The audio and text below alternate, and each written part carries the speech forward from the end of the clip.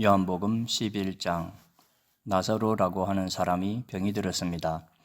나사로는 마리아와 마리아의 언니 마르다와 함께 베단이라는 마을 사람이었습니다. 마리아는 주님께 향유를 붓고 자기의 머리카락으로 주님의 발을 씻어 주었던 바로 그 여인입니다. 마리아의 오빠 나사로가 병이 든 것입니다. 나사로의 여동생 마리아와 마르다는 예수님께 사람을 보내 주님께서 사랑하시는 이가 병이 들었습니다라고 전했습니다. 예수님께서 이 말을 듣고 말씀하셨습니다. 이 병은 죽게 될 병이 아니라 하나님의 영광을 위한 것이다. 이 병으로 말미암아 하나님의 아들이 영광을 얻을 것이다. 예수님께서는 마르다와 마리아 그리고 오빠 나사로를 사랑하셨습니다. 하지만 예수님께서는 나사로가 병들었다는 말을 듣고도 지금 계신 곳에서 이틀을 더 지내셨습니다. 이틀 후 예수님께서는 제자들에게 다시 유대 땅으로 가자고 말씀하셨습니다. 제자들이 예수님께 말했습니다. 하지만 선생님, 방금 전에 유대인들이 주님을 돌로 쳐 죽이려고 하였는데 다시 그곳으로 가려고 하십니까? 예수님께서 대답하셨습니다. 하루 중 낮이 12시간이나 되지 않느냐? 사람이 낮에 걸어다니면 그는 이 세상의 빛을 보기 때문에 넘어지지 않는다. 그러나 밤에 걸어다니면 그 사람 속에 빛이 없으므로 넘어진다. 예수님께서 이 말씀을 하신 후에 이렇게 덧붙이셨습니다. 우리 친구 나사로가 깊이 잠들었으니 그를 깨우러 가야겠다. 그러자 제자들이 말했습니다. 주님, 나사로가 잠들었다면 낫게 될 것입니다. 예수님께서는 나사로가 죽은 것에 대해 말씀하셨지만 예수님의 제자들은 나사로가 정말로 잠을 자고 있는 것으로 생각했습니다. 그때 예수님께서 분명히 말씀하셨습니다. 나사로가 죽었다. 하지만 너희를 위해서는 내가 거기에 있지 않았던 것이 기쁘다. 이것은 너희들이 믿을 수 있도록 하기 위함이다. 그러나 이제 나사로에게 가자. 그때 디두모라는 별명을 가진 도마가 다른 제자들에게 우리도 주님과 함께 죽으러 가자고 말했습니다. 예수님께서 나사로가 있는 곳에 도착했습니다. 그때 나사로는 이미 죽어 무덤 속에 있은 지 사흘이나 되었습니다. 베다니는 예루살렘에서 약 3km 조금 못 되는 곳에 있었습니다. 많은 유대인이 오빠를 잃은 마르다와 마리아를 위로하러 두 자매에게 왔습니다. 마르다는 예수님께서 오신다는 소식을 듣고 예수님을 마중 나갔고 마리아는 집에 남아 있었습니다. 마르다가 예수님께 말했습니다. 주님께서 여기 계셨더라면 제 오빠가 죽지 않았을 것입니다. 그러나 지금이라도 주님께서 하나님께 구하시는 것은 무엇이든지 하나님께서 주시리라는 것을 알고 있습니다. 예수님께서 말씀하셨습니다. 내 오빠가 다시 살아날 것이다. 마르다가 대답했습니다. 마지막 날이 있을 부활 때 제 오빠가 다시 살아난다는 것을 제가 압니다. 예수님께서 마르다에게 말씀하셨습니다. 나는 부활이요 생명이다.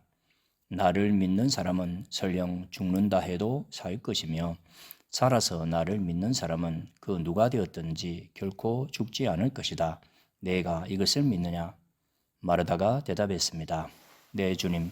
저는 주님께서 그리스도이시며 세상에 오시기로 한 하나님의 아들이심을 믿습니다. 마르다는 이 말을 하고는 집으로 돌아갔습니다. 마르다가 마리아를 따로 불러내 말했습니다. 선생님이 여기 오셔서 너를 찾으셔. 마리아는 이 말을 듣자마자 바로 일어나 예수님께로 갔습니다. 예수님께서는 마을로 들어오지 않으시고 그때까지 줄곧 마르다를 만났던 곳에 계셨습니다. 마리아와 함께 집에 있으면서 마리아를 위로하던 유대인들은 마리아가 일어나 황급히 나가는 것을 보았습니다. 그들은 마리아의 뒤를 따라 나오면서 마리아가 통곡하러 무덤에 가는 것이라고 생각했습니다. 마리아는 예수님께서 계신 곳으로 갔습니다. 마리아는 예수님을 보자 그의 발 아래 엎드려 이렇게 말했습니다. 주님께서 여기 계셨더라면 제 오빠가 죽지 않았을 것입니다. 예수님께서 마리아와 마리아의 뒤를 따라온 유대인들이 우는 것을 보셨습니다. 예수님의 마음은 격한 감정이 들면서 몹시 아프셨습니다. 예수님께서 말씀하셨습니다. 나사로를 어디에 두었느냐? 그들이 대답했습니다. 와서 보십시오, 주님. 그러자 예수님께서 눈물을 흘리셨습니다. 그것을 보고 유대인들이 말했습니다. 예수님께서 나사로를 얼마나 사랑하셨는가 보아라. 그러나 그들 중에는 안못 보는 사람의 눈도 뜨게 한 사람이 나사로가 죽지 않게 할 수는 없었나? 라고 말하는 사람도 있었습니다. 예수님께서는 몹시 아픈 마음으로 무덤에 가셨습니다. 그 무덤은 입구를 커다란 돌로 막은 굴이었습니다. 예수님께서 돌을 옮겨 놓으라고 말씀하셨습니다. 죽은 나사로의 여동생 마르다가 예수님께 말씀드렸습니다. 주님, 오빠가 죽어 무덤에 있은 지 이미 4일이나 되어 냄새가 심하게 납니다. 예수님께서 마르다에게 말씀하셨습니다.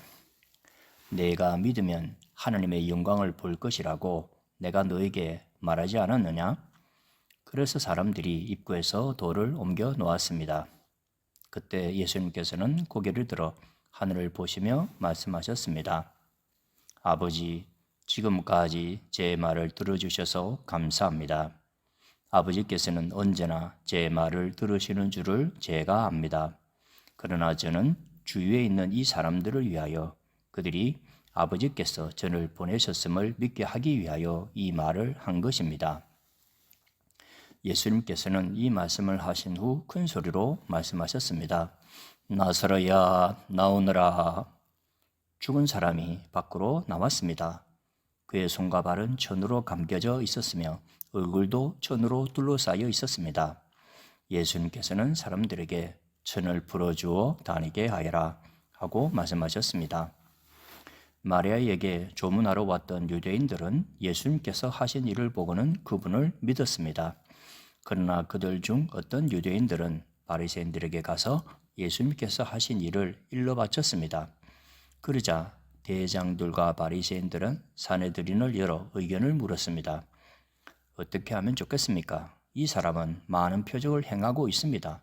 만일 우리가 이 사람이 하는 대로 계속 내버려 둔다면 모든 사람이 그를 믿을 것입니다. 그러면 로마 사람들이 와서 우리 땅과 민족을 모두 빼앗아 버릴 것입니다. 그들 중에 가야바라는 한 사람이 있었습니다. 가야바는 그 해의 대제사장이었습니다. 가야바가 이렇게 말했습니다. 여러분들은 아무것도 모르시는군요. 민족 전체가 멸망당하는 것보다는 한 사람이 백성을 위하여 죽는 것이 더 낫다는 사실을 깨닫지 못하십니까? 이 말은 가야바가 스스로 한 말이 아니었습니다. 그는 그 해의 대제사장이었으므로 예수님께서 유대 민족을 위해 죽게 될 것을 예언한 것이었습니다. 가야바는 예수님께서 유대 민족만이 아니라 사방에 흩어져 있는 하나님의 자녀들을 하나로 만들기 위해 죽으실 것을 예언한 것입니다. 그날 이후 유대 지도자들은 예수님을 죽일 계획을 세우기 시작했습니다. 예수님께서는 더 이상 유대인들이 있는 곳에 공공연히 다니지 않으셨습니다. 예수님께서는 그곳을 떠나 광야 근처에 있는 에브라임이라는 마을로 가서 제자들과 함께 거기서 지내셨습니다. 유대인의 명절인 유월절이 가까이 다가왔습니다.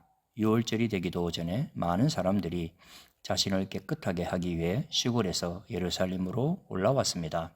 사람들은 부지런히 예수님을 찾았습니다. 그들은 성전 뜰에 서서 서로 물었습니다. 당신들 생각은 어떻소? 그분이 명절에 안 오시지는 않겠죠? 그러나 대장들과 바리새인들은 누구든지 예수님께서 계신 곳을 알기만 하면 반드시 자기들에게 알려야 한다고 명령을 내렸습니다. 그것은 예수님을 체포하기 위해서였습니다. 12장 유월절 6일 전에 예수님께서는 나사로가 살아있는 베다니로 가셨습니다. 나사로는 예수님께서 죽은 자 가운데서 살리셨던 그 사람입니다. 그 집 사람들은 예수님께 저녁 식사를 대접하였습니다. 마르다는 음식을 접대하는 일을 맡았고 나사로는 예수님과 함께 식사하는 사람들 속에 있었습니다. 마리아가 매우 비싼 나드 향유 약 300g을 가져와서 예수님의 발에 붓고 자기의 머리카락으로 그 발을 닦았습니다. 그러자 그 향기가 온 집안에 가득하였습니다.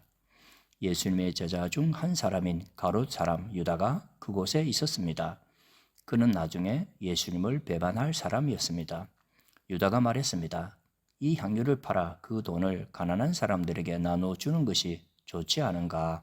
이것은 300데나리온에 해당하는 값비싼 것인데 말이야. 그러나 유다가 정말로 가난한 사람들을 생각해서 이 말을 한 것은 아니었습니다. 그는 도둑이었기 때문에 이런 말을 한 것입니다. 그는 돈주머니를 관리하는 사람이었는데 종종 돈주머니에서 돈을 제 마음대로 꺼내 쓰곤 하였습니다. 예수님께서 말씀하셨습니다. 이 여자가 하는 대로 내버려 두어라. 마리아는 내 장례를 치를 날을 위해 이 향유를 준비해 둔 것이다. 가난한 사람들은 너희와 항상 함께 있겠지만 나는 너희와 항상 함께 있지는 않을 것이다. 유대인들이 예수님께서 베다니에 계시다는 소식을 들었습니다. 그래서 그들은 예수님만이 아니라 예수님께서 죽은 자 가운데서 살리신 나사로도 보려고 크게 무리를 지어 그곳으로 왔습니다. 그러자 대장들은 나사로까지 죽이려고 모의하였습니다. 이렇게 그들이 나사로를 죽이려고 하는 것은 나사로 때문에 많은 유대인이 예수님께 가서 그분을 믿었기 때문입니다. 다음 날 유월절을 지키러 온 많은 무리들은 예수님께서 예루살렘으로 오신다는 소식을 들었습니다. 그들은 손에 종려나무 가지를 들고 예수님을 맞으러 나갔습니다. 그리고 외쳤습니다. 호산나, 주님의 이름으로 오시는 자에게 복이 있을 것이다. 이스라엘의 왕에게 복이 있을 것이다. 예수님께서는 어린 나귀를 발견하시고는 성경에 기록된 대로 그 위에 타셨습니다. 시온에 따라 두려워하지 마라. 보아라, 너의 왕이 오신다. 그분은 어린 나귀를 타셨다.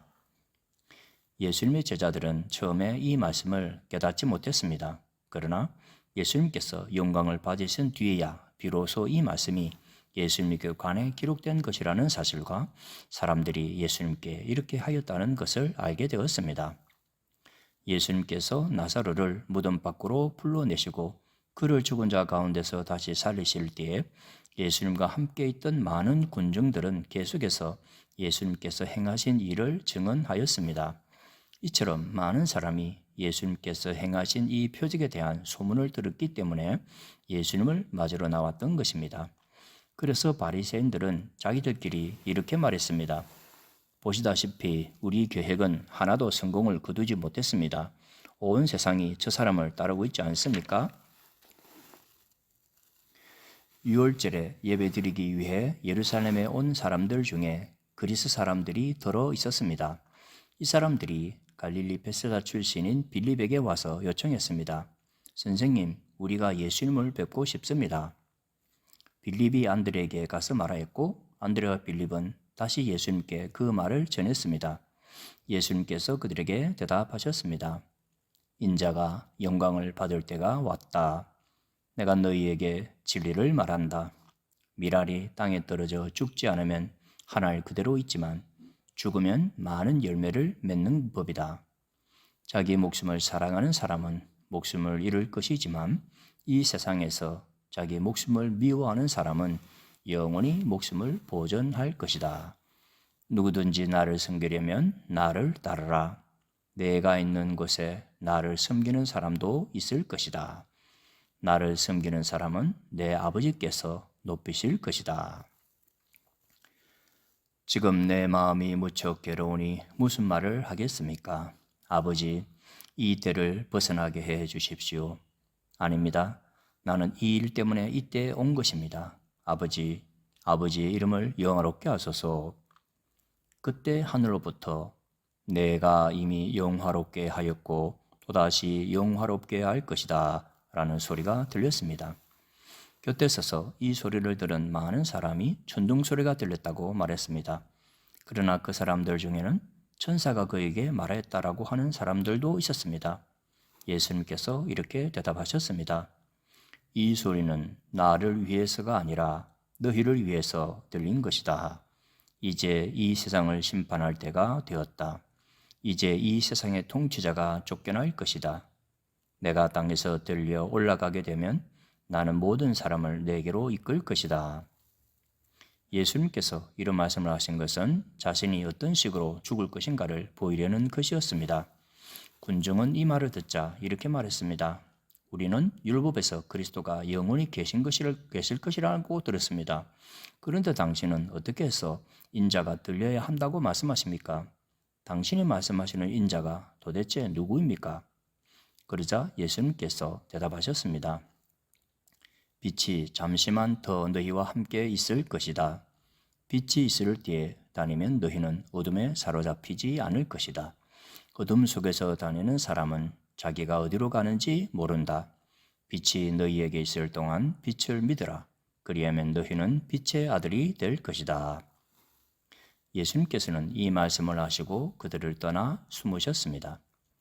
예수님께서 이 모든 표적을 사람들 앞에서 행하셨지만 그들은 여전히 예수님을 믿으려 하지 않았습니다.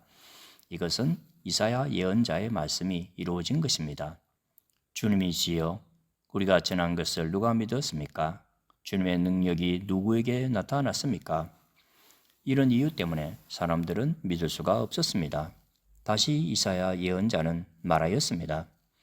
주님께서 그들의 눈을 멀게 하시고 그들의 마음을 완고하게 하셨으니 그들이 눈으로 보고 마음으로 깨닫고 돌아와 고침을 받지 못하게 하려는 것이다.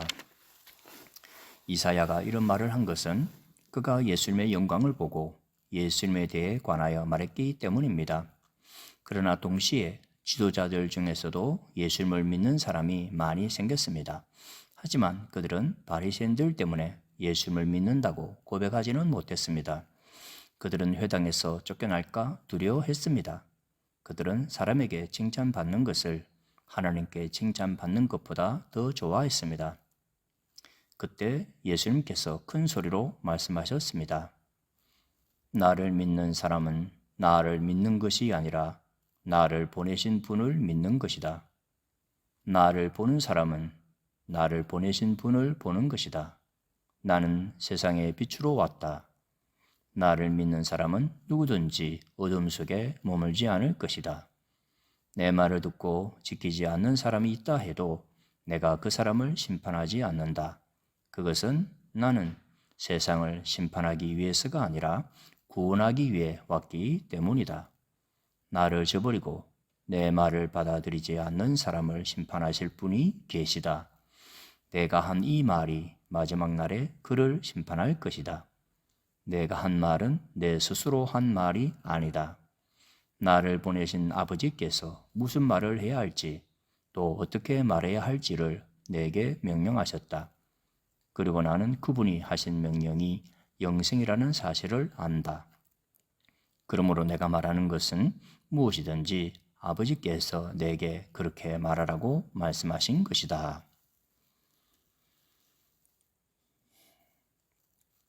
13장 유월절 바로 전에 예수님께서는 자신이 이 세상을 떠나 아버지께로 돌아가실 때가 왔다는 것을 아셨습니다. 예수님께서는 세상에 있는 자기의 사람들을 사랑하시되 끝까지 사랑하셨습니다. 저녁 식사를 하는 중이었습니다. 마귀가 이미 시몬의 아들 가롯 사람 유다의 마음속에 들어가 예수님을 배반할 생각을 갖게 하였습니다. 예수님께서는 아버지께서 자기에게 모든 것을 다스릴 권세를 주셨다는 것을 아셨습니다. 또한 그는 아버지께로부터 오셨다가 다시 아버지께로 돌아가실 것을 아셨습니다. 그래서 저녁 잡수시던 자리에서 일어나 겉옷을 벗고 수건을 가져다가 허리에 두르셨습니다. 예수님께서는 대야에 물을 부어 제자들의 발을 씻기시고 두르신 수건으로 그들의 발을 닦아주기 시작하셨습니다. 이윽고 시몬 베드로 차례가 되었을 때 베드로는 예수님께 주님께서 제 발을 씻기시렵니까? 라고 말했습니다. 예수님께서 베드로에게 대답하셨습니다. 내가 지금은 내가 하고 있는 행동을 이해하지 못할 것이지만 나중에는 이해할 것이다. 베드로가 말했습니다. 제 발은 절대로 씻기지 못하십니다. 예수님께서 대답하셨습니다. 내가 내 발을 씻기지 않으면 너는 나와 상관이 없는 사람이 되고 만다. 이 말을 들은 시몬 베드로는 주님, 제 발만 아니라 손과 머리도 씻겨 주십시오 라고 말했습니다. 예수님께서 베드로에게 말씀하셨습니다. 이미 목욕한 사람은 발만 씻으면 되는 법이다. 그 사람은 온몸이 깨끗하다. 그러므로 너희는 깨끗하다. 그러나 너희 모두가 다 깨끗한 것은 아니다. 예수님께서 이렇게 말씀하신 것은 자기를 배반할 사람이 누군지 알고 계셨기 때문입니다. 그래서 너희 모두가 다 깨끗한 것은 아니다라고 말씀하신 것입니다. 예수님께서는 제자들의 발을 다 씻기신 뒤에 옷을 입고 다시 자리에 앉으셔서 그들에게 이런 질문을 하셨습니다. 내가 방금 전에 너희에게 행한 일이 무슨 뜻인지, 무슨 뜻으로 한 것인지 이해하겠느냐? 너희가 나를 선생님 또는 주님이라고 부르는데 너희 말이 맞다. 나는 바로 그런 사람이다. 내가 선생과 주로서 너희 발을 씻겼으니 너희도 서로 발을 씻겨 주어야 한다. 내가 너희에게 행한 그대로 너희도 행하게 하기 위해 내가 본을 보여준 것이다. 내가 너희에게 진리를 말한다. 종이 자기 주인보다 크지 못하고 보냄을 받은 자가 그를 보낸 자보다 크지 못한 법이다. 너희가 이것을 알고 그대로 행하면 너희에게 복이 있을 것이다. 내가 너희 모두를 가르쳐 말하는 것이 아니다. 나는 내가 택한 사람들이 누구인지 안다. 그러나 내 빵을 함께 먹던 자가 나를 대적하려고 자기 발꿈치를 들었다는 성경 말씀이 성취되어야 한다. 나는 이제 이 일이 일어나기 전에 이것을 너희에게 말한다. 그러면 그 일이 일어날 때 너희는 내가 바로 그 사람인 것을 믿게 될 것이다. 내가 너희에게 진리를 말한다. 내가 보내는 사람을 영접하는 자는 나를 영접하는 것이고 나를 영접하는 자는 나를 보내신 분을 영접하는 것이다. 예수님께서는 이 말씀을 하신 뒤에 마음이 무척 괴로우셨습니다. 그래서 이렇게 증언하셨습니다. 내가 너희에게 진리를 말한다. 너희 중 하나가 나를 배반할 것이다. 제자들은 서로 얼굴을 쳐다보았으나 예수님께서 누구를 염두에 두고 말씀하시는 것인지 전혀 알 수가 없었습니다. 예수님의 제자 중 한 사람이 예수님 가까이 앉아 있었습니다. 이 사람은 예수님께서 사랑하신 제자였습니다. 시몬 베드로가 이 제자에게 고갯짓을 하여 예수님께서 누구를 가리켜 말씀하시는지 물어보라고 지시했습니다.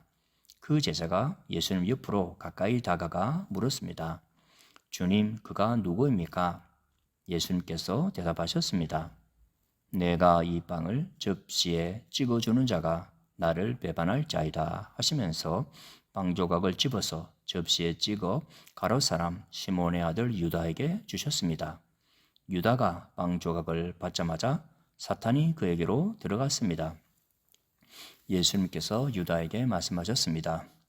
내가 하려는 일을 빨리 하여라. 거기 앉은 사람 중에는 예수님께서 유다에게 무슨 뜻으로 이 말씀을 하셨는지 이해한 사람이 없었습니다. 유다는 돈을 관리하던 사람이었기 때문에 예수님께서 유다에게 명절에 필요한 물건을 사라고 말씀하시거나 가난한 사람들에게 무엇을 주라고 말씀하시는 줄로 생각한 제자들이 있었습니다. 유다는 예수님께서 주시는 빵을 받고 곧 밖으로 나갔습니다. 그때는 밤이었습니다.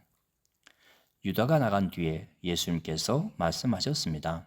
지금 인자가 영광을 받았고 하나님께서도 인자를 통해 영광을 받으셨다. 하나님께서 인자를 통해 영광을 받으시면 하나님께서도 인자를 영광되게 하실 것이다. 꼭 그렇게 하실 것이다. 자녀들아, 내가 조금만 더 너희와 함께 있겠다. 너희가 나를 찾을 것이다. 내가 전에 유대인들에게 말한 것 같이 지금 너희에게도 말하는데 내가 가는 곳에 너희는 올 수 없다. 내가 너희에게 새 계명을 준다. 서로 사랑하여라. 내가 너희를 사랑한 것 같이 너희도 서로 사랑하여라. 너희가 서로 사랑하면 모든 사람이 너희가 내 제자인 줄 알 것이다. 시몬 베드로가 예수님께 물었습니다. 주님, 어디로 가십니까? 예수님께서 대답하셨습니다. 내가 가는 곳을 내가 지금은 따라올 수 없지만 나중에는 따라올 것이다. 베드로가 말했습니다. 주님, 지금은 왜 주님을 따라갈 수 없습니까? 저는 주님을 위해 제 목숨을 내놓겠습니다. 예수님께서는 내가 정말 나를 위해 내 목숨을 내놓겠느냐? 내가 너에게 진리를 말한다. 닭이 울기 전에 내가 3번 나를 모른다고 할 것이다. 라고 대답하셨습니다. 14장. 너희는 마음에 근심하지 마라. 하나님을 믿고 또 나를 믿으라. 내 아버지 집에는 너희들이 있을 곳이 많이 있다. 만일 그렇지 않다면 내가 너희에게 이런 말을 하지 않았을 것이다. 나는 너희를 위하여 한 장소를 마련하러 간다. 내가 가서 너희를 위해 한 장소를 마련한 뒤에 다시 와서 너희를 데려가 내가 있는 곳에 너희도 있게 하겠다. 너희는 내가 가는 그곳으로 가는 길을 알고 있다. 도마가 예수님께 말했습니다. 주님, 주님이 어디로 가시는지 알지 못하는데 저희가 그 길을 어떻게 알겠습니까? 예수님께서 대답하셨습니다. 내가 바로 그 길이요 진리요 생명이다. 나를 통하지 않고는 아버지께로 올 사람이 없다. 너희가 진정 나를 안다면 내 아버지도 알았을 것이다. 이제 너희는 그분을 알았고 또 그분을 보았다. 빌립이 말했습니다. 주님, 저희에게 아버지를 보여주십시오. 저희에게는 그것으로 충분합니다. 예수님께서 대답하셨습니다. 빌립아, 내가 이렇게 오랫동안 너희와 함께 있었는데 아직도 너는 나를 모른단 말이냐? 나를 본 사람은 아버지를 본 것이나 다름이 없는데 어떻게 내가 저희에게 아버지를 보여주십시오라고 말하느냐? 너는 내가 아버지 안에 있고 아버지께서 내 안에 계신 것을 믿지 못하느냐? 내가 너희에게 하는 말은 내 스스로 하는 말이 아니다. 이 말은 내 안에 계시면서 그분의 일을 하시는 아버지의 말씀이다. 내가 아버지 안에 있고 아버지께서 내 안에 계시다는 내 말을 믿어라. 나를 믿지 못하겠으면 내가 행한 표적 그것만이라도 믿어라. 내가 너희에게 진리를 말한다. 나를 믿는 사람은 내가 지금까지 해온 일들을 그 사람도 행할 것이다. 심지어 이보다 더 큰 일도 행할 것이다. 그것은 내가 아버지께로 가기 때문이다. 그리고 너희가 내 이름으로 무엇이든지 구하면 내가 너희에게 다 이루어 주겠다. 그리하여 아버지께서 아들로 말미암아 영광을 받으시게 될 것이다. 너희가 내 이름으로 무엇이든지 내게 구하면 내가 다 이루어 주겠다. 너희가 나를 사랑하면 내 계명을 지켜라. 내가 아버지께 구하겠고 그분은 너희와 영원히 함께 있을 다른 보혜사를 보내주실 것이다. 그분은 진리의 성령이시다. 세상은 그분을 보지 못하고 알지도 못하므로 그분을 받을 수 없다. 그러나 그분이 너희 안에 계시고 너희는 그분 안에 있기 때문에 너희는 그분을 아는 것이다. 나는 너희를 고아처럼 버려두지 않고 너희에게로 다시 올 것이다. 조금 있으면 세상은 더 이상 나를 보지 못할 것이나 너희는 나를 볼 것이다. 그것은 내가 살고 너희도 살 것이기 때문이다. 그 날에는 내가 내 아버지 안에 있고 너희가 내 안에 있고 내가 너희 안에 있는 것을 너희가 알게 될 것이다. 내 계명을 가지고 그것을 지키는 사람이 나를 사랑하는 사람이다. 그리고 나를 사랑하는 사람은 내 아버지께 사랑을 받고 나도 그를 사랑하여 그에게 나를 나타낼 것이다. 그때 가룟 사람이 아닌 다른 유다가 예수님께 말했습니다. 주님께서 자신을 우리에게는 나타내시고 세상에는 나타내지 않으시는 이유가 무엇입니까? 예수님께서 대답하셨습니다. 나를 사랑하는 사람이라면 나의 교훈을 지킬 것이다. 내 아버지께서 그를 사랑하실 것이고 우리가 그 사람에게 와서 함께 있을 것이다. 나를 사랑하지 않는 사람은 내 교훈을 지키지 않는다. 너희가 듣는 이 교훈은 내 것이 아니고 나를 보내신 아버지의 교훈이다. 이 모든 것을 내가 너희와 함께 있는 동안에 너희에게 말하였다. 그러나 내 아버지께서 나의 이름으로 보내실 진리의 성령이신 보혜사께서 너희에게 모든 것을 가르치시며 내가 너희에게 말한 모든 것을 생각나게 하실 것이다. 내가 너희에게 평안을 남긴다. 곧 나의 평안을 너희에게 준다. 내가 너희에게 주는 평안은 세상이 주는 것과 같지 않다. 너희는 마음에 근심하지도 말고 두려워하지도 마라.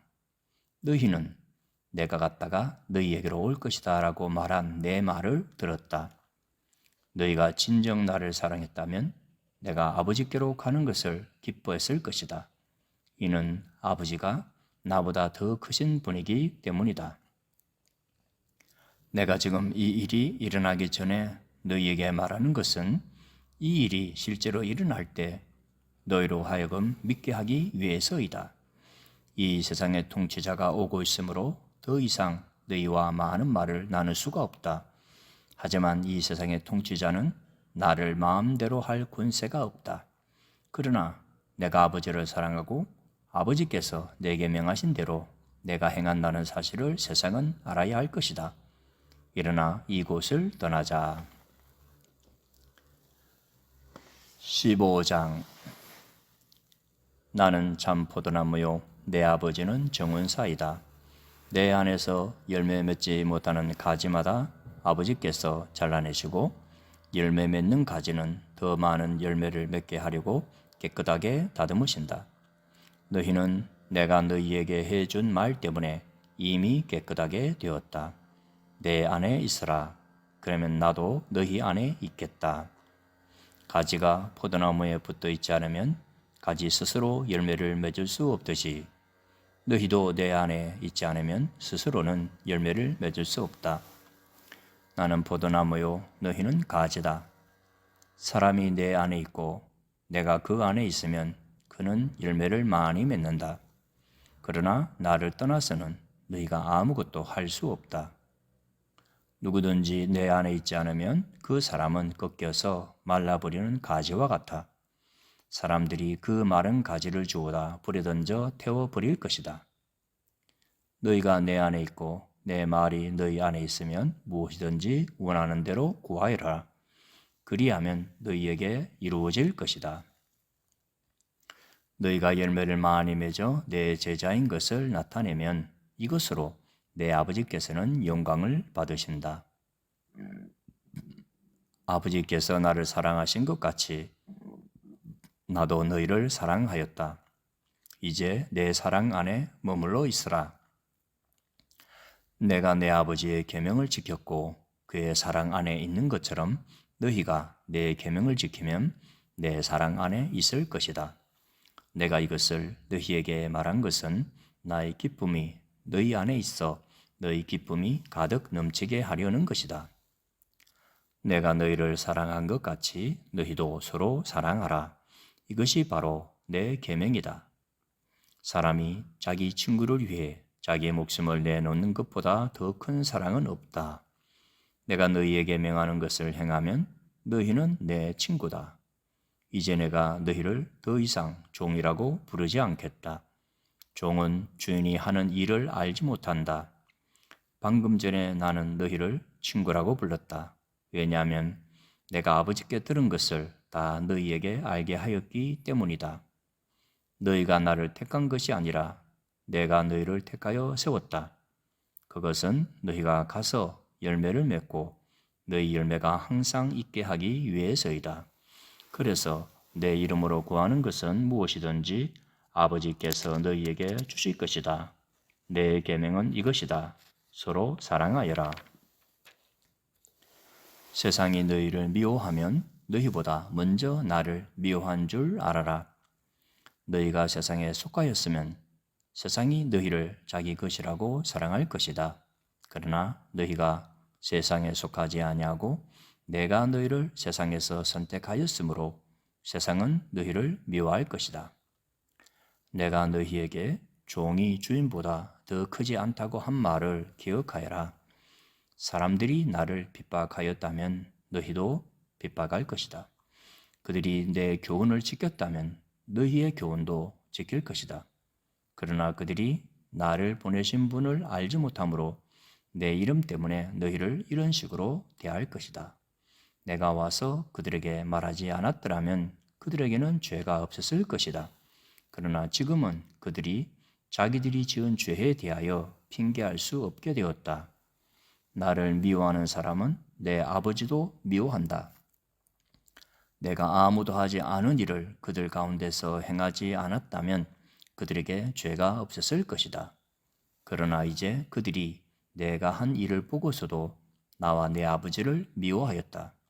이렇게 된 것은 율법에 기록된 대로 그들이 이유 없이 나를 미워하였다라는 말씀이 성취되기 위해서이다. 내가 너희에게 보낼 보혜사 곧 아버지께로부터 오시는 진리의 성령이 오시면 그가 나에 관해 증언하실 것이다. 그리고 너희도 처음부터 나와 함께 있었으므로 나를 증언해야 할 것이다.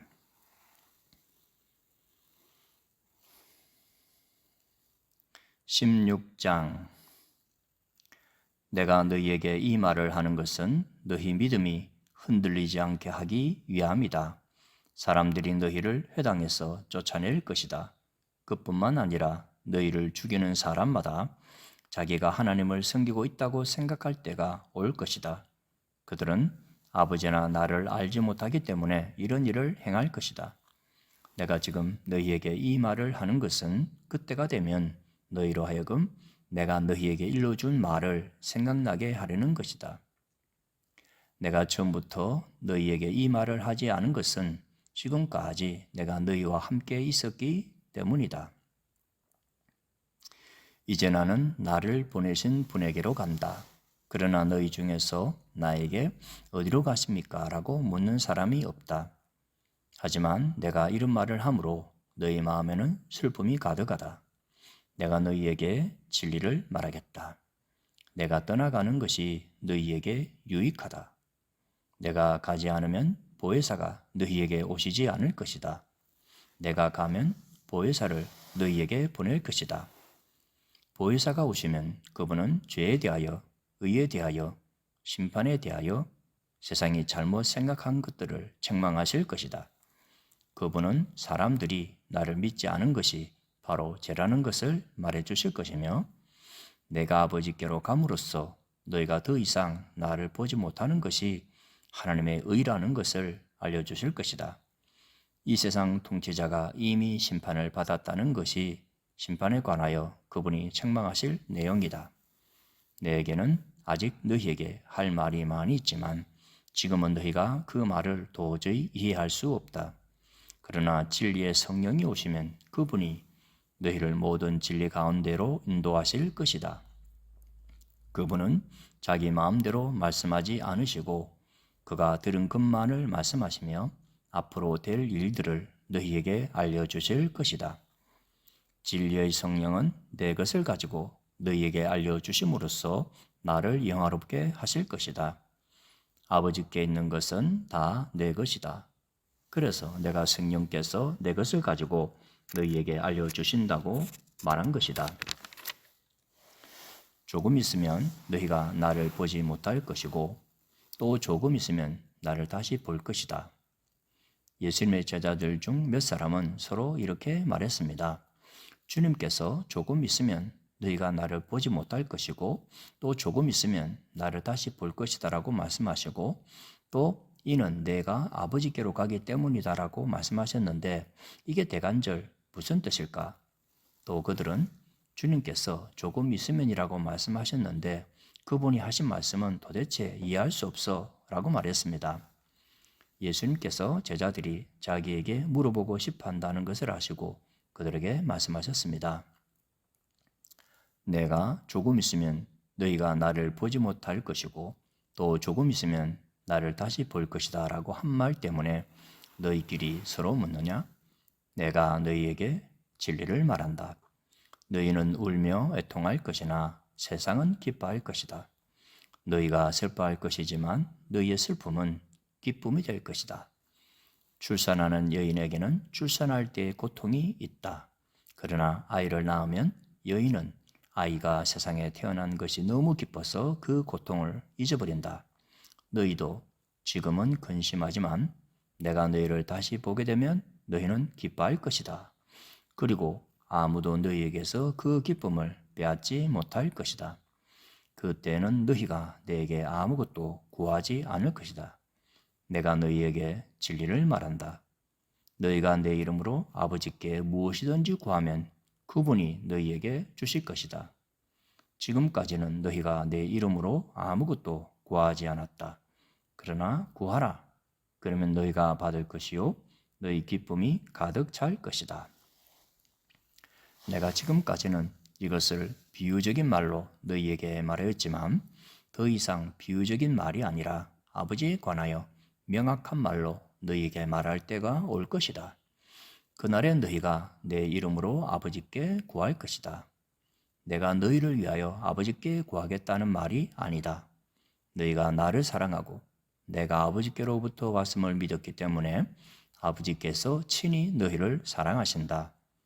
내가 아버지를 떠나 세상에 왔으니 이제 세상을 떠나 다시 아버지께로 돌아간다. 그때 제자들이 말했습니다.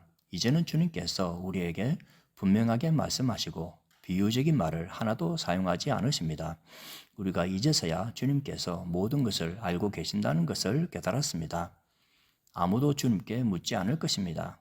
이것으로서 우리는 주님께서 하나님께로부터 오신 분임을 믿습니다. 예수님께서 대답하셨습니다. 이제 너희가 믿느냐?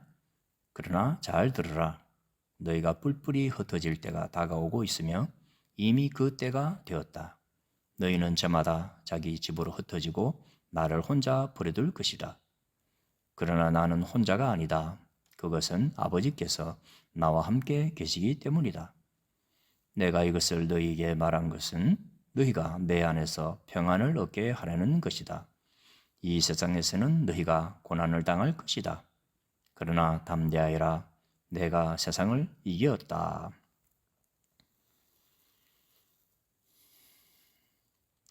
17장. 예수님께서는 이 말씀을 하시고 눈을 들어 하늘을 바라보시며 기도하셨습니다. 아버지, 때가 이르렀습니다. 아버지의 아들을 영광되게 해 주십시오. 아들이 아버지를 영화롭게 하겠습니다. 아버지께서는 아들에게 주신 모든 사람에게 영생을 주려고 모든 사람을 다스리는 권세를 아들에게 주셨습니다. 영생은 곧 한 분이신 참 하나님과 아버지께서 보내신 자 예수 그리스도를 아는 것입니다. 저는 땅에서 아버지를 영광되게 하였고 아버지께서 제게 하라고 주신 일을 완전히 행하였습니다. 그러므로 아버지, 이제는 세상이 창조되기 전에 제가 아버지와 함께 가지고 있던 그 영광으로서 저를 영광되게 해 주십시오. 저는 아버지께서 세상에서 택하여 제게 주신 사람들에게 아버지의 이름을 나타냈습니다.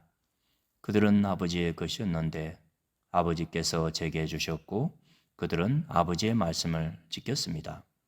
지금 그들은 제게 주신 모든 것이 다 아버지께로부터 온 것임을 알고 있습니다. 저는 아버지께서 제게 주신 말씀을 이 사람들에게 주었습니다. 그들은 그 말씀을 받았고 제가 아버지로부터 온 것을 진정으로 알았고 아버지께서 저를 보내신 것을 믿었습니다. 이제 저는 그들을 위하여 기도합니다. 세상 사람을 위해서가 아니라 아버지께서 제게 주신 자를 위해 기도합니다. 그것은 그들이 아버지의 것이기 때문입니다. 제 것은 다 아버지의 것이고 아버지의 것은 다 제 것입니다. 그리고 저는 그들로 말미암아 영광을 받았습니다. 저는 더 이상 세상에 있지 않겠지만 이 사람들은 계속 세상에 있습니다. 그리고 저는 아버지께로 갑니다. 걸어가신 아버지, 아버지께서 제게 주신 아버지의 이름으로 저들을 지켜주셔서 우리가 하나인 것 같이 그들도 하나가 되게 하여 주십시오. 제가 그들과 함께 있는 동안 저는 아버지께서 제게 주신 아버지의 이름으로 그들을 지켰습니다. 저는 그들을 보호하였습니다. 멸망의 자식을 빼놓고는 그들 중 한 사람도 잃지 않았습니다. 멸망의 자식을 잃은 것은 성경 말씀이 이루어지게 하기 위함이었습니다. 이제 저는 아버지께로 갑니다. 제가 세상에서 이것을 말하는 것은 저의 기쁨이 그 사람들 속에 충만히 있도록 하려는 것입니다. 제가 아버지의 말씀을 그들에게 주었습니다. 제가 세상에 속하지 않은 것처럼 그들도 세상에 속하지 않았으므로 세상은 그들을 미워하였습니다. 제가 구하는 것은 아버지께서 그들을 세상에서 데려가 달라는 것이 아니라 악으로부터 지켜주시라는 것입니다. 제가 세상에 속하지 않은 것처럼 그들도 세상에 속하지 않았습니다. 그들을 진리로 거룩하게 해 주십시오. 아버지의 말씀은 진리입니다. 아버지께서 저를 세상에 보내신 것 같이 저도 그들을 세상에 보냈습니다. 그들을 위해 내 자신을 거룩하게 하는 것은 그들도 진리 안에서 거룩해지도록 하기 위해서입니다. 저는 이 사람들을 위해서만 기도하는 것이 아니라 이 사람들이 전하는 말을 듣고 저를 믿는 사람들을 위해서도 기도합니다.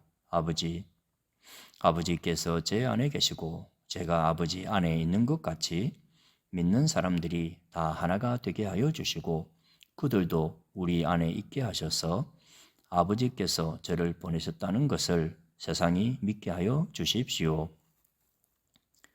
우리가 하나인 것 같이 그들도 하나가 되게 하기 위해 아버지께서 제게 주신 영광을 이 사람들에게 주었습니다. 제가 그들 안에 있고 아버지께서 제 안에 계십니다. 부디 그들로 온전히 하나가 되게 해 주십시오. 그리하여 세상이 아버지께서 저를 보내신 것과 아버지께서 저를 사랑하신 것처럼 그들도 사랑하셨다는 것을 알게 해 주십시오. 아버지, 제가 있는 곳에 아버지께서 제게 주신 이 사람들이 저와 함께 있게 하여 주시기를 원합니다. 아버지께서 세상이 창조되기 전에 저를 사랑하셔서 아버지께서 제게 주신 그 영광을 그들로 보게 해 주십시오. 의로우신 아버지, 세상은 아버지를 알지 못하지만 저는 아버지를 알며 이 사람들도 아버지께서 저를 보내신 것을 압니다. 아버지께서 제게 보이신 사랑이 그들에게 있고 저도 그들 안에 있게 하기 위해 그 사람들에게 아버지의 이름을 알게 하였고 앞으로도 계속 알게 할 것입니다. 18장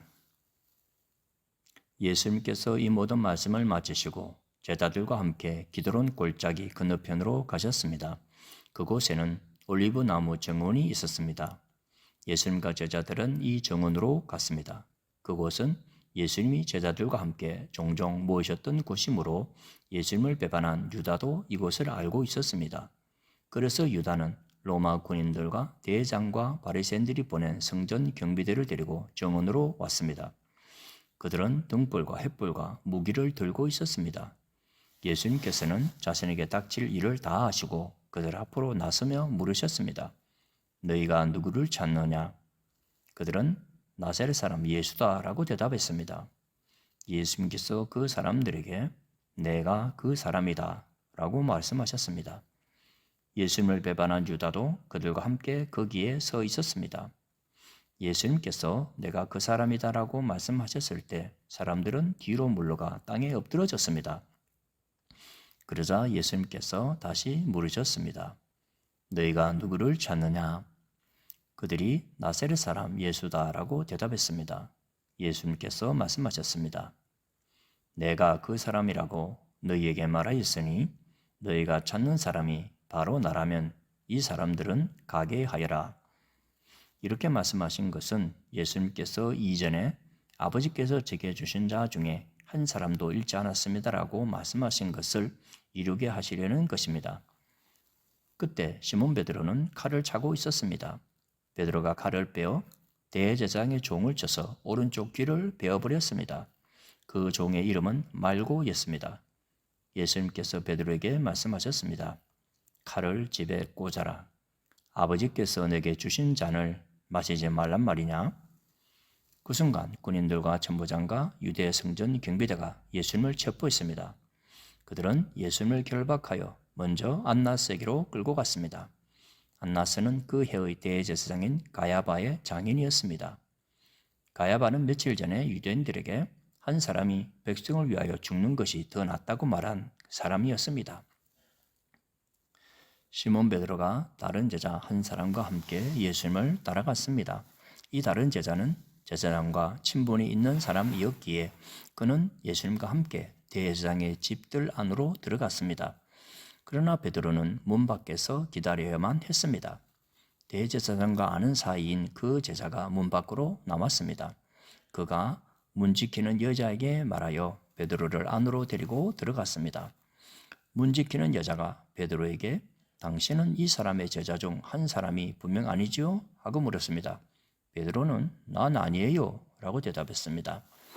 날이 추워서 종들과 성전 경비대가 불을 피워놓고 주위에 둘러서서 불을 쬐고 있었습니다.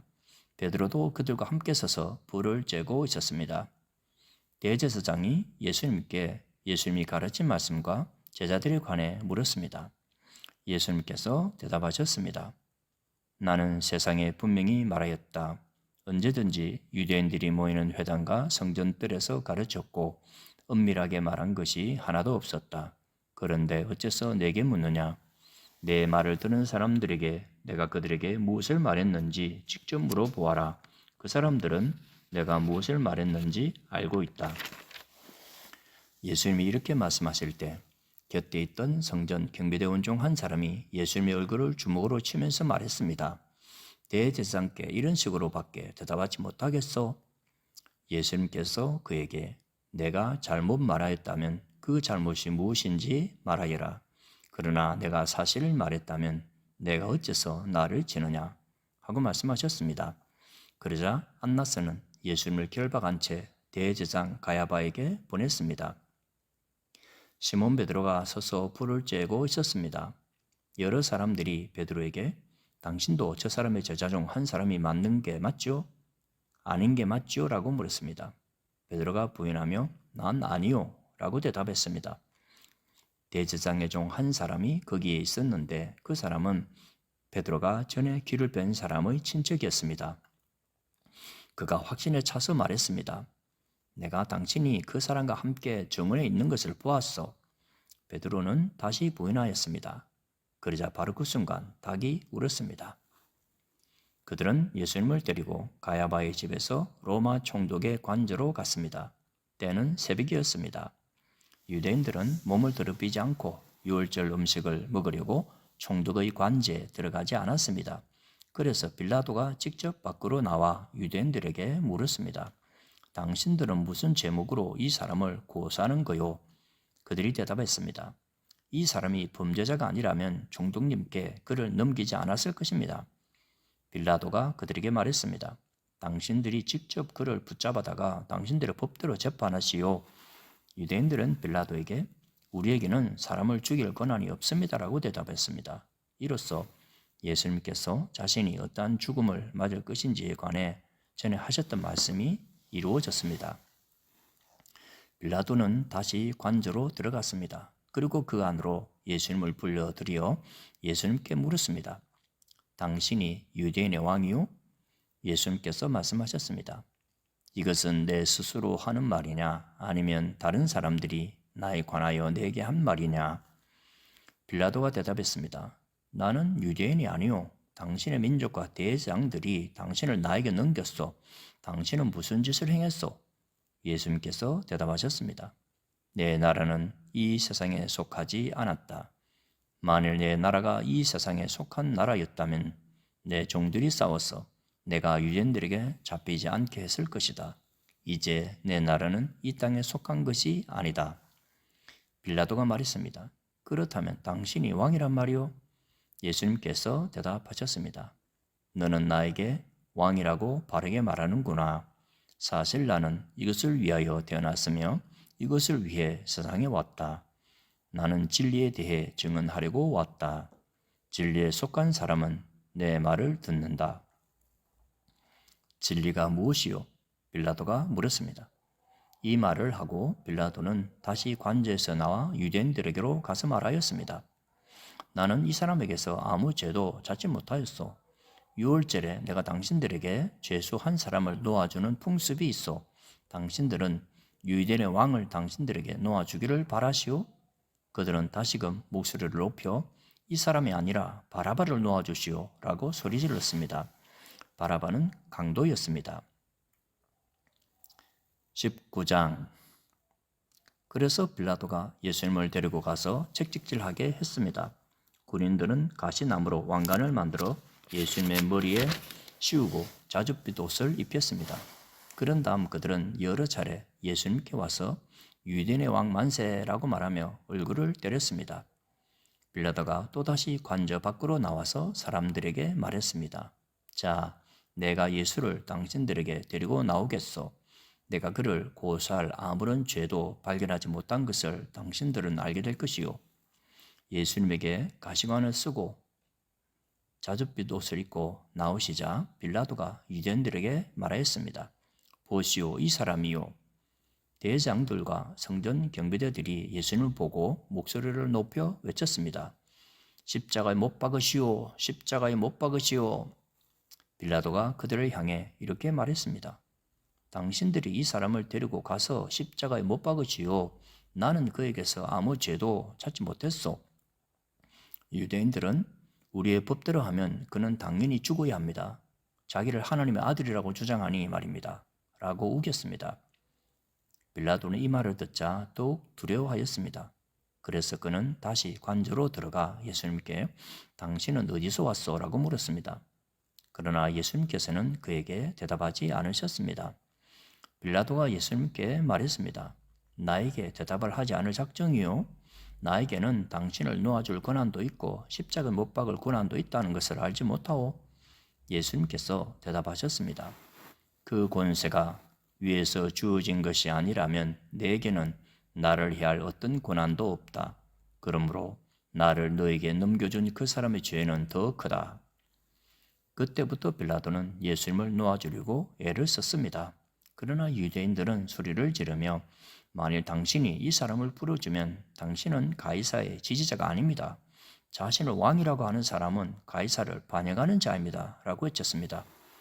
빌라도는 이 말을 듣자 예수님을 데리고 나와 돌로 포장된 바닥, 아람어로는 가바다에 마련된 재판석에 앉았습니다. 때는 6월절 주간의 예비일이었고 낮 12시쯤이었습니다. 빌라도가 유대인들에게 말했습니다. 보시오, 당신들의 왕이요. 그 사람들은 소리를 질렀습니다. 없애버리라, 없애버리라. 그를 십자가에 못 박아라. 빌라도가 그들에게 물었습니다. 당신들의 왕을 나더러 십자가에 못 박으란 말이오? 대제사장들이 대답하였습니다. 우리에게 가이사 외에는 왕이 없소. 그래서 빌라도는 예수님을 십자가에 못 박도록 그들에게 넘겨주었습니다. 군인들이 예수님을 데리고 갔습니다. 예수님께서 자신이 매달릴 십자가를 직접 지고 해골의 터, 아람어로는 골고다라는 곳으로 가셨습니다. 그곳에서 사람들은 예수님을 십자가에 못 박았습니다.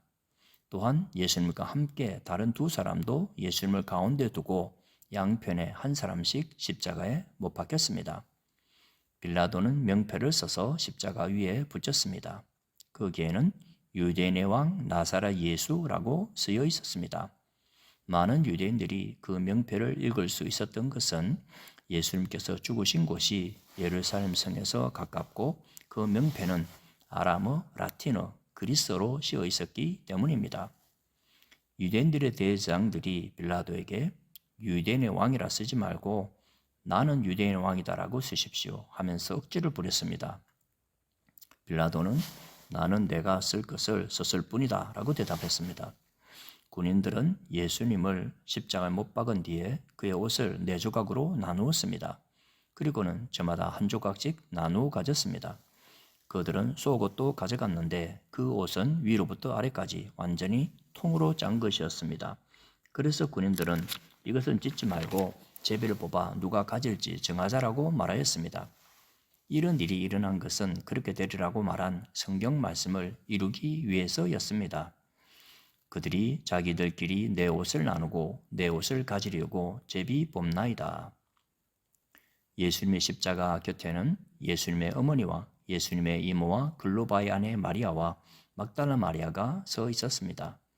예수님께서 그의 어머니와 그 곁에 사랑하는 제자가 서 있는 것을 보시고 어머니를 향해 말씀하셨습니다. 여자여 보십시오. 어머님의 아들입니다. 그리고 그 제자에게는 보아라 내 어머니시다 라고 말씀하셨습니다.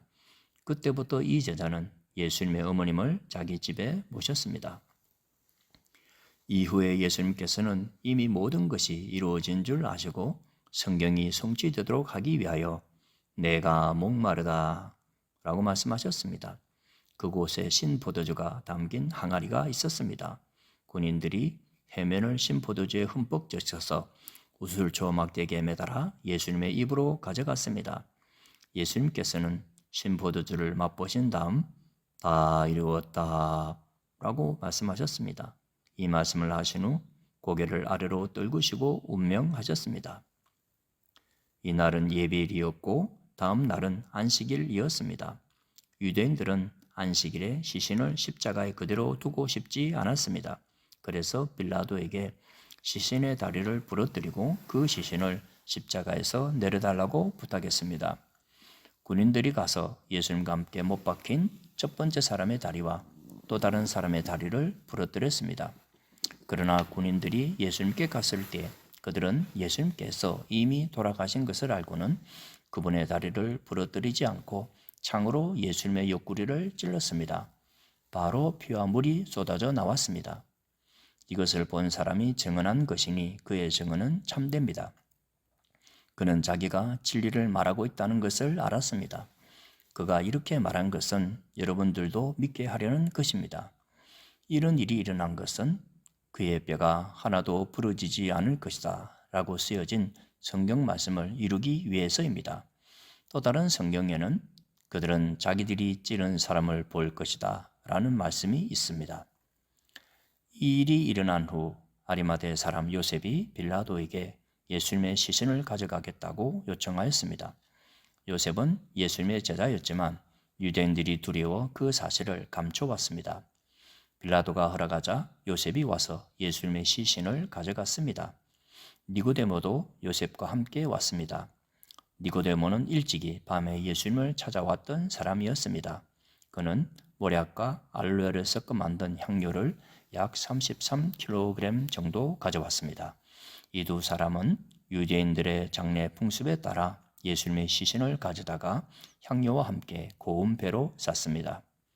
예수님께서 십자가에 못 박히신 곳에는 동산이 있었습니다. 그 동산에는 아직까지 한 사람도 그 안에 안치한 적이 없는 새 무덤이 있었습니다. 무덤도 가까이 있고 유대인들의 예비일이기도 해서 요셉과 니고데모는 예수님의 시신을 그 무덤에 넣어 두었습니다. 20장 안식일 다음 날 이른 아침에 막달라 마리아가 무덤으로 갔습니다. 날은 아직 어두웠습니다. 마리아는 무덤 입구를 막았던 커다란 돌이 무덤에서 옮겨진 것을 보았습니다. 그래서 마리아는 시몬 베드로와 예수님께서 사랑하시던 다른 제자에게 달려가서 말했습니다. 사람들이 주님을 무덤에서 빼갔나 봐요. 그런데 그들이 주님을 가져다 어디에 두었는지 모르겠어요. 그 말을 들은 베드로와 다른 제자는 무덤 쪽으로 향했습니다. 두 사람 모두 달려갔습니다. 다른 제자가 베드로보다 더 빨리 달려 무덤에 먼저 도착했습니다. 그 제자는 몸을 굽혀 고운 배가 거기에 놓여 있는 것을 보았지만 무덤 안으로는 들어가지 않았습니다. 뒤따라온 시몬 베드로는 무덤에 도착하자 바로 무덤 안으로 들어갔습니다. 베드로는 고운 배가 거기에 놓여 있는 것을 보았습니다. 그는 예수님의 머리를 감았던 천도 보았습니다. 그 천은 고운 배와 겹쳐 있지 않고 조금 떨어진 곳에 잘 개켜져 있었습니다. 그제서야 무덤에 먼저 왔던 다른 제자도 무덤 안으로 들어와 보고 믿었습니다. 이때까지만 해도 제자들은 예수님께서 죽음에서 살아나야 한다는 성경 말씀을 깨닫지 못했습니다. 그리고는 두 제자는 자기 집으로 돌아갔습니다. 그러나 마리아는 무덤 밖에 서서 울고 있었습니다. 마리아는 울면서 몸을 굽혀 무덤 안을 들여다보았습니다. 마리아는 흰옷 입은 두 천사를 보았습니다. 두 천사는 예수님의 시신이 있던 곳에 앉아 있었습니다. 한 천사는 머리 쪽에, 다른 천사는 발 쪽에 있었습니다. 천사가 마리아에게 물었습니다. 여자여, 왜 울고 있소? 마리아가 대답했습니다. 사람들이 우리 주님을 어디론가 가져갔는데 주님을 어디에 두었는지를 알지 못하겠습니다. 마리아가 이 말을 하고 뒤를 돌아보자 거기 예수님께서 서 계셨습니다. 그러나 마리아는 그분이 예수님이신 줄 알지 못했습니다. 예수님께서 마리아에게 물으셨습니다. 여자여, 왜 울고 있느냐? 누구를 찾고 있느냐? 마리아는 그분이 동산 관리인인 줄로 생각하고 당신이 그분을 다른 곳으로 옮겨 놓았다면 어디로 옮겨 놓았는지 말씀해 주세요. 그러면 제가 모셔갈게요. 라고 말했습니다. 예수님께서 마리아에게 마리아야 라고 말씀하셨습니다. 마리아는 예수님께 몸을 돌려 아람어로 라움니라고 외쳤습니다. 이 말은 선생님이란 뜻입니다. 예수님께서 마리아에게 말씀하셨습니다. 나를 계속 붙잡고 있지 마라. 내가 아직 아버지께로 올라가지 않았다. 다만 너는 나의 형제들에게 가서 이렇게 말하여라. 나는 내 아버지 곧 너희 아버지, 내 하나님 곧 너희 하나님께로 돌아갈 것이다. 막달라 마리아가 제자들에게 가서 내가 주님을 보았어요 라고 말했습니다. 그리고 예수님께서 자기에게 하신 말씀을 전하였습니다. 같은 날 저녁에 제자들이 함께 모여 있었습니다. 제자들은 유대인들이 두려워 문을 꼭 잠갔습니다. 그곳에 예수님께서 오셔서 그들 가운데 서서 말씀하셨습니다. 너희에게 평강이 있을지어다. 이 말씀을 하시고는 제자들에게 손과 옆구리를 보이셨습니다. 제자들은 주님을 보자 무척 기뻐했습니다. 다시 예수님께서는 너희에게 평강이 있을지어다. 아버지께서 나를 보내신 것 같이 나도 너희를 보낸다. 라고 말씀하셨습니다. 이 말씀을 하시고 그들을 향해 숨을 내쉬며 말씀하셨습니다. 성령을 받아라. 너희가 누구의 죄든지 용서하면 그 죄는 사함을 받을 것이다. 너희가 누구의 죄든지 용서하지 않으면 그 죄는 사함을 받지 못할 것이다. 12제자 중에서 디도모라는 별명을 가진 도마는 예수님께서 오셨을 때 다른 제자들이 있던 그 자리에 없었습니다. 그래서 다른 제자들이 도마에게 우리가 주님을 보았다라고 말했습니다. 그러자 도마는 내가 직접 예수님 손에 있는 못자국을 보고 내 손가락을 그분의 못 박힌 손에 찔러보고 내 손을 그의 옆구리에 넣어보기 전에는 못 믿겠다라고 말했습니다. 일주일 뒤에 예수님의 제자들이 다시 그 집에 있었습니다. 이번에는 도마도 그들과 함께 있었습니다. 이때도 문은 잠겨 있었습니다. 예수님께서는 안으로 들어오셔서 그들 가운데 서서 말씀하셨습니다. 너희에게 평강이 있을지어다. 그리고는 도마에게 말씀하셨습니다. 내 손가락을 여기에 찔러 보아라. 내 손을 보아라. 내 손을 내밀어 내 옆구리에 넣어 보아라.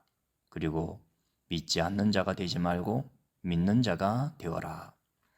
도마는 예수님께 나의 주님, 나의 하나님이라고 외쳤습니다. 예수님께서 도마에게 말씀하셨습니다. 너는 나를 보았기 때문에 믿느냐? 나를 보지 않고 믿는 사람들은 복이 있다. 예수님께서는 제자들이 있는 곳에서 이 책에 기록되지 않은 다른 표적도 많이 행하셨습니다. 그런데도 이 책에 있는 표적들을 기록한 것은 여러분들로 하여금 예수님께서 하나님의 아들 그리스도이심을 믿게 하고 그분의 이름을 믿음으로써 생명을 얻게 하기 위해서입니다. 21장 이 일이 일어난 후 예수님께서 디베랴 호수에서 제자들에게 다시 자신을 나타내셨습니다. 시몬 베드로, 디두모라는 별명을 가진 도마, 갈릴리 가나 사람 나다나엘, 세베대의 두 아들 그리고 다른 두 제자가 함께 있었습니다. 시몬 베드로가 다른 제자들에게 나는 물고기 잡으러 간다 라고 말했습니다. 다른 제자들이 우리도 너와 함께 가겠다라고 말했습니다. 그래서 그들은 밖으로 나가서 배에 올라탔습니다. 그러나 그날 밤에는 한 마리도 잡지 못했습니다. 다음 날 아침 일찍 예수님께서 호숫가에 서 계셨습니다.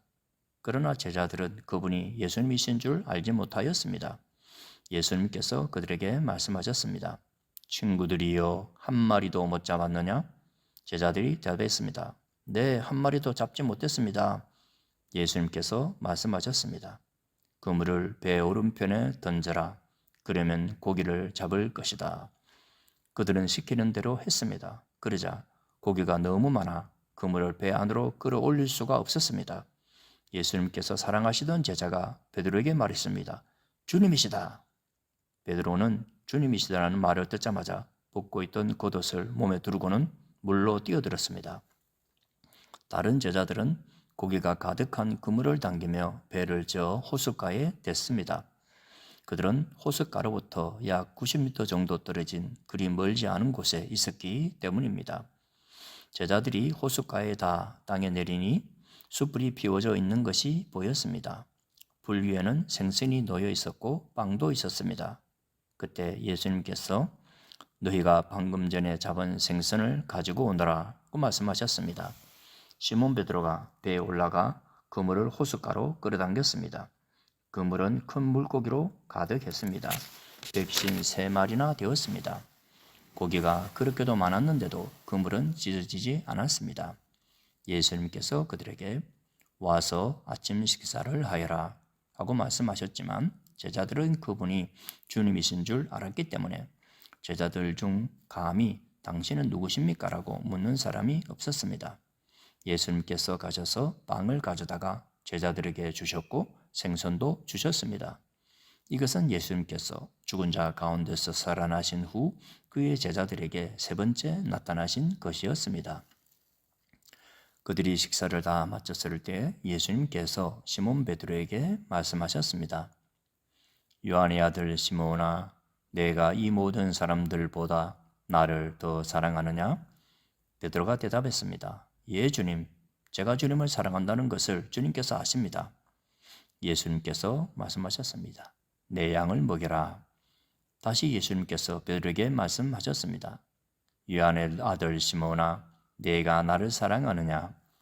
베드로가 대답했습니다. 예, 주님, 제가 주님을 사랑하는 줄을 주님께서 아십니다. 예수님께서 말씀하셨습니다. 내 양을 돌보아라.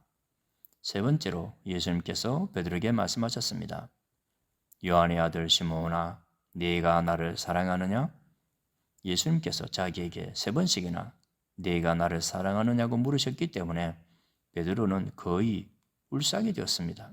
그리고는 예수님께 대답했습니다. 주님, 주님께서는 모든 것을 아십니다. 제가 주님을 사랑하는 것도 주님께서는 알고 계십니다. 예수님께서 베드로에게 말씀하셨습니다. 내 양을 먹여라. 내가 너에게 진리를 말한다. 내가 젊었을 때에는 내 혼자 힘으로 옷도 입고 내가 원하는 곳으로 갔지만 나이가 들게 되면 내가 팔을 벌리겠고 다른 사람이 내게 옷을 입힐 것이며 다른 사람이 내가 원하지 않는 곳으로 너를 데려갈 것이다. 예수님께서 이렇게 말씀하신 것은 베드로가 어떤 죽음으로 하나님께 영광을 돌리게 될지를 보여주시려는 것이었습니다.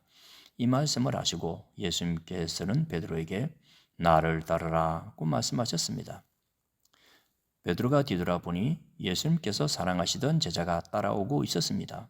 이 사람은 만찬에서 예수님께 몸을 기댄 채 주님을 배반할 사람이 누구입니까? 라고 묻던 제자였습니다.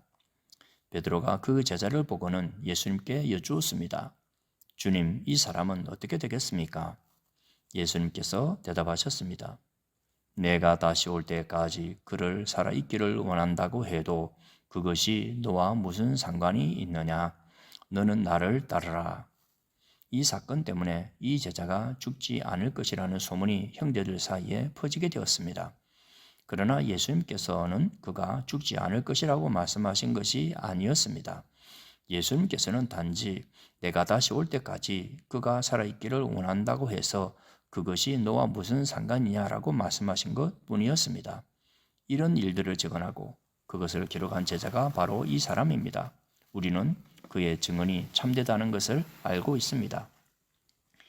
이외에도 예수님께서 행하신 다른 일은 많이 있습니다.